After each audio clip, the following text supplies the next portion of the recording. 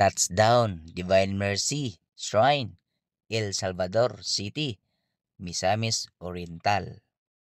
For today's video, mga master, nibisita ta diri sa lugar sa El Salvador nga namahimutang ang Divine Mercy Shrine.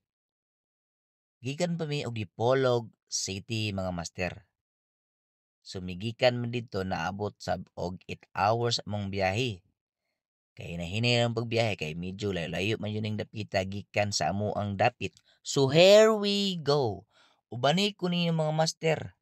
Haron daghantang makakita unsay sulod sa Divine Mercy. Unsa kanindot ang palibot sa Divine Mercy.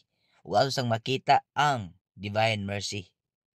So diring dapita, pag sulod nimo diri, muna imong makita ang 10 commandments. Sa mga wala pa nakahibalo unsa ang mga 10 commandments, na diri nakatatak sa dako kayong semento, mga master. So moto siya ang 10 commandments. Ug karon padayon ta sa atoang pagsulod sa Divine Mercy. Moadto ta sa church sa Divine Mercy nga naasad na himutang sa kilid ang Divine Mercy. Gikan lang daan diri, mga master, ato nang makita ang kanindot sa lugar.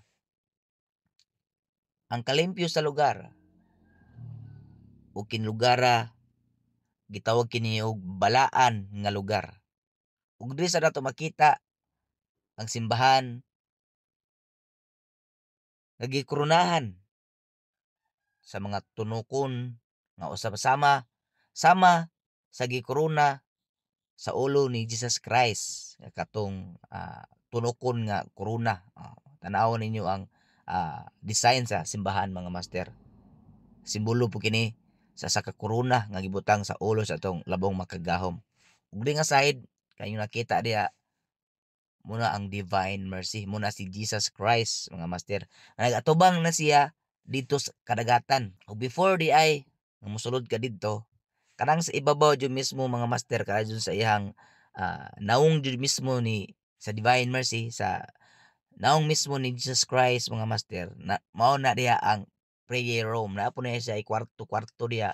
So mo na gibutang giingon nila og prayer room. So before ka mosulod diha, diri sa Tasipika side, kay di buta basta-basta nga makasulod didto sa prayer room kung walay mga panghimangno or information unsay bawal diring dapita. So mo to siya ang giingon nila, bawal ka mag video sa prayer room, bawal ka mag take picture sa prayer room. So kung diri ra sa palibot, pwede ra kayo na, pero inig abot mo sa prayer room, bawal na jud ka didto. Kay prayer room lagi usa ka balaan, pag ampo kag tinud-anay nga magampo kag kinasing-kasing aron madungog sa tong labong magagahom ang imuhang sinsiro nga pag-ampo. So mo to siya, kay human naman namig saka sa ibabaw mismo katong sa naong jud mismo ni Jesus Christ. Grabe kanindot gyud didtong dapita sa ibabaw, mga master. Overlooking kayo ang ubos. Then ma-feel nimo ang presensya sa labong makagahom, ang presensya ni Jesus Christ dito sa ibabaw. Labi na kung imong sugdan na sa pag-ampo. Kung man ako panalangin, so minaog mi kay moadto pa mi sa ubos. Dire lang daan imo nang makita kung sa kanindot ang palibot sa Divine Mercy Shrine. Kini nga lugar ginabisita ni adlaw-adlaw sa mga deboto diring dapita. Sa mga lagyong nga lugar na abot diring dapita, sama kanamo. Magikat mi Dipolog City. Mibisita lang yun mi diri sa Divine Mercy. Alang sa paghalad og pag-ampo, pagpasalamat, pagmangay pasaylo sa ato mga sala nga nabuhat adlaw-adlaw, o magpasalamat sa mga grasya nga kanunay nga gihatag sa atong labawong makagagahom, mga master.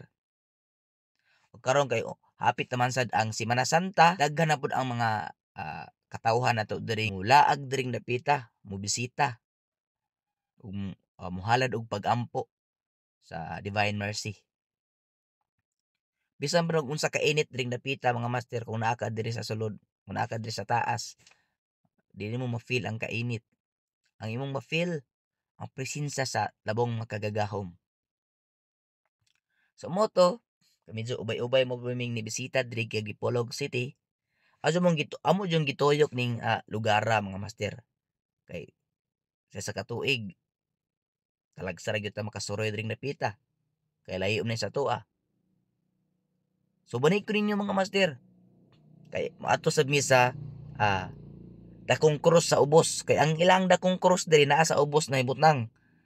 Dito sa mi managkot ug dito sa mi mga yupo, mangayog pasaylo, mangayog pasalamat sa mga grasya nga gihatag sa atong labong makagagahom. Kauban din ako ang ako mga friends and family diring dapita mga master.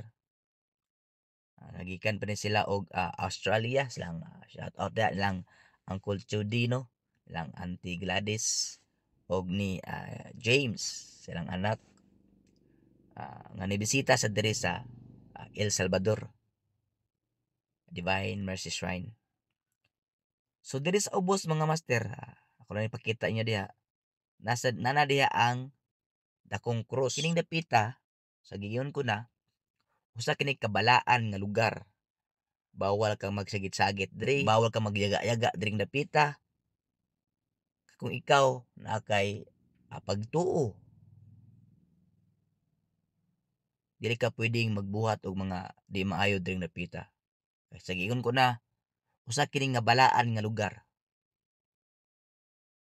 Kung kita mosulod diring dapita, kailangan sincero atong kasing-kasing. Kinapita usa ka balaan. Mao ni din dapita alang sa pag-ampo, alang sa pagpasalamat, alang sa pangayog pasaylos sa mga kasalanan nabuhat. Labi na makita sad nato kung unsa kanindot sa ilang lugar diri sa El Salvador or Divine Mercy Shrine. So mo to siya, mo to ang dakong cross mga master no. Nahuman naman ako panagkot diha, human ako pangayog pasaylo, human ako og salamat sa labong magagahom sa mga adlaw no, sa mga grasya sa iyang gihatag. So mo to siya, napadi sa kahagdan, isa kahagdan diri dapita. Udah kayong kasalamat sa pagtanaw sa akong video mga master. Kita-kit sa buta sunod sa umaabot nga Semana Santa 2025. And God bless sa atong tanan. Aush.